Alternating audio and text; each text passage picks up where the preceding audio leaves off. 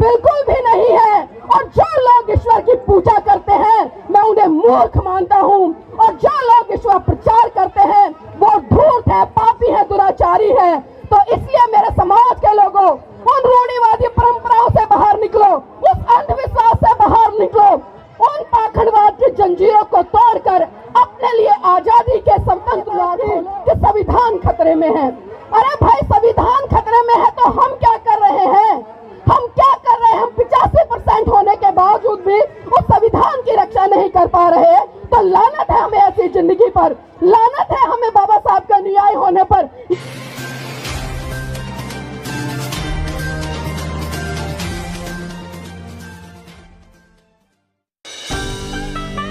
हमारी पत्रकार साथी, क्रांतिकारी वक्ता और बहुत अच्छी पत्रकार, संपादक, लेखक नीलम बौद्ध, जो एनवी न्यूज के नाम से पोर्टल चलाती हैं, और उनके पोर्टल की सबसे बड़ी खासियत यही है उनके चैनल की कि वो अंधविश्वास पर कैड़ा प्रहार करती हैं। मैं नीलम बौद्ध जी को आपकी जोरदार तालियों के बीच आमंत्रित करता हूं, वो आए और अपना संबोधन आप लोगों के बीच में रखें। नीलम बौद्ध जी।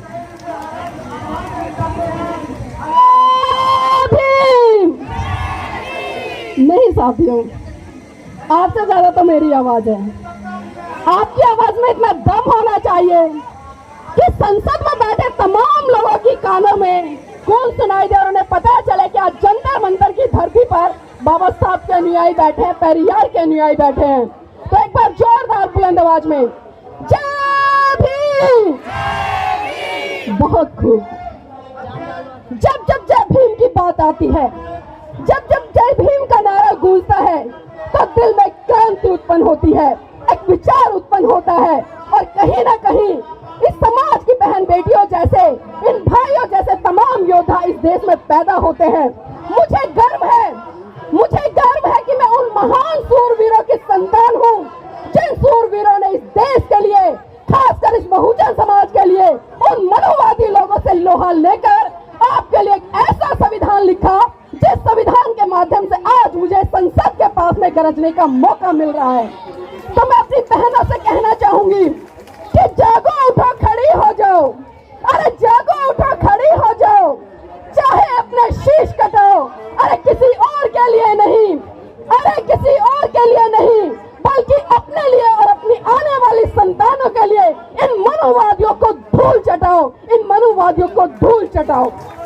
साथियों, आज हम जिस तरह से अपने हक अधिकारों की बात कर रहे हैं, आखिर ये हक अधिकार कौन से हैं और कौन है वो लोग जो इन हक अधिकारों को छीन रहे हैं?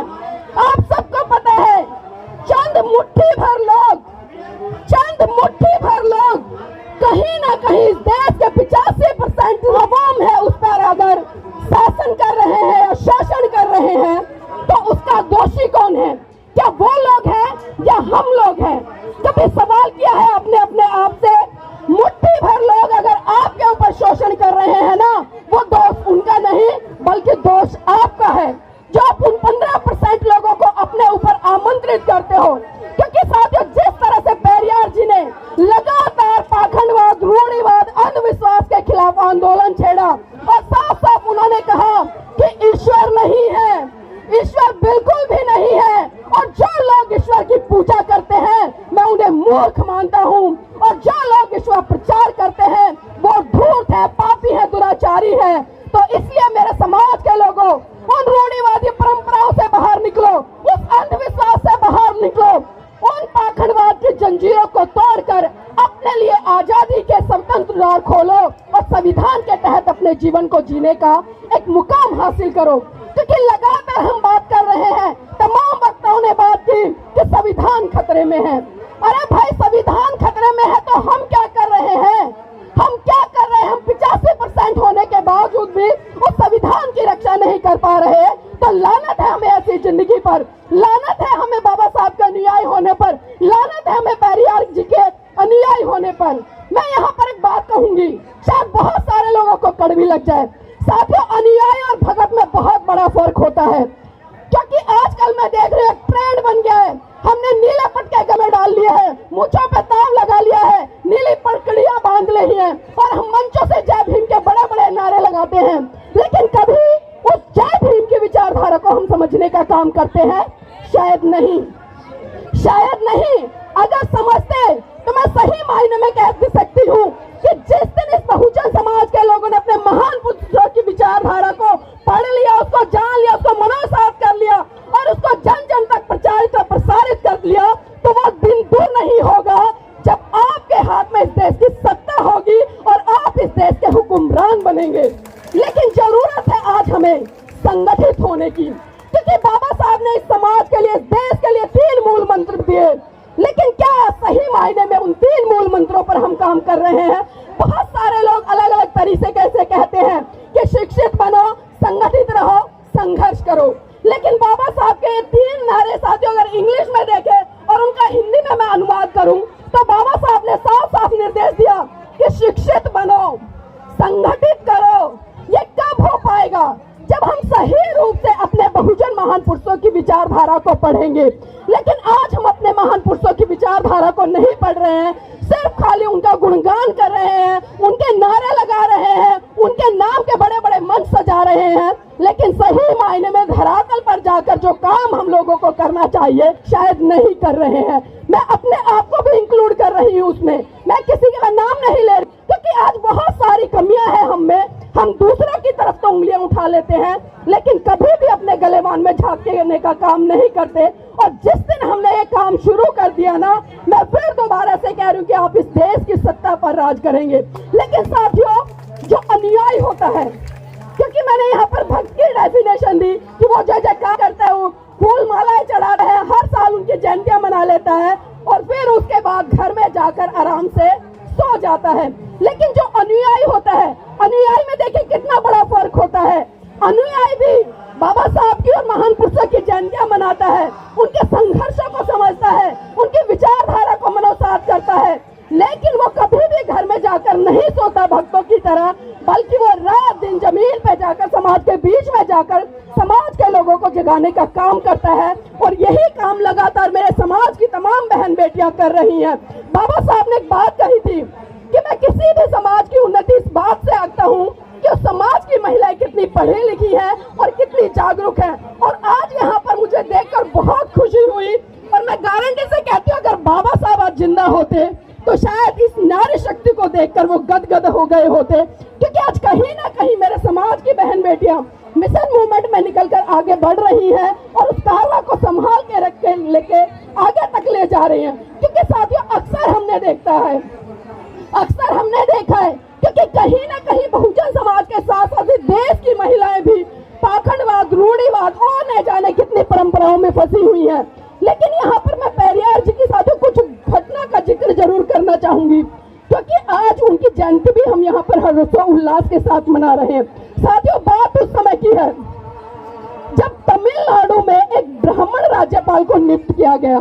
क्योंकि जिस तरह से पेरियार जी लगातार ब्राह्मणवाद पर प्रहार कर रहे थे, लगातार पाखंडवाद पर प्रहार कर रहे थे, तो उन्होंने एक बहुत बड़ी जनसभा का आयोजन किया और वहां पर अपने समाज के लोगों को संबोधित करते हुए कहा कि ऐ मेरे समाज के लोगों, हम किसी भी कीमत पर इस ब्राह्मणवादी राज्यपाल की नियुक्ति नहीं होने देंगे।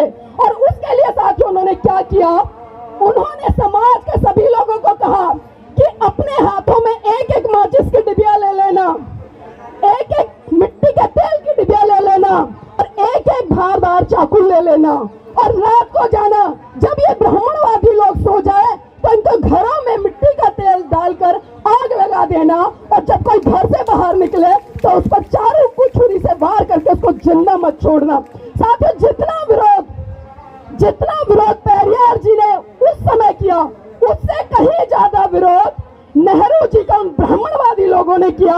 और उन्होंने साथियों, आपको जानकर आश्चर्य होगा, 2 घंटे में पूरा का पूरा डिसीजन चेंज करा दिया और नेहरू जी को निर्णय लेना पड़ा कि जो ब्राह्मणवादी राज्यपाल था उसको वहां से हटा दिया गया। तो ये ताकत थी हमारे महान पुरुषों की। तो आज मेरे समाज की बहन बेटियों को घर की 4 दीवारी से निकलने की जरूरत है। और आज मैं कहती हूँ हमारी लड़ाई कलम की है, क्योंकि हमारे महान पुरुषों ने हमें कलम थमाई। बाबा साहब, फूले, पेरियार, इन सब ने हमें कलम दी। लेकिन जिस तरह से अगर मैं पेरियार जी की बात करूं तो साथियों उन्होंने जूतों से स्वागत किया, और एक घटना का जरूर मैं जिक्र करना चाहूंगी, क्योंकि आज आजकल देश में जो सिनेरियो बना हुआ है, कहीं ना कहीं हम देख रहे हैं आज बहुत सारी चीजें ऐसी लादी जा रही हैं जिनका इस देश के लोगों से कोई भी सरोकार नहीं है। आज विज्ञान पर पाखंडवाद को हावी किया जा रहा है। अभी सुबह सुबह जिस तरह आपने देखा एक मंच सजा था और वहां पर साफ साफ लिखा था कि एक व्यक्ति की गर्दन काटने पर इतने करोड़ रुपए का इनाम।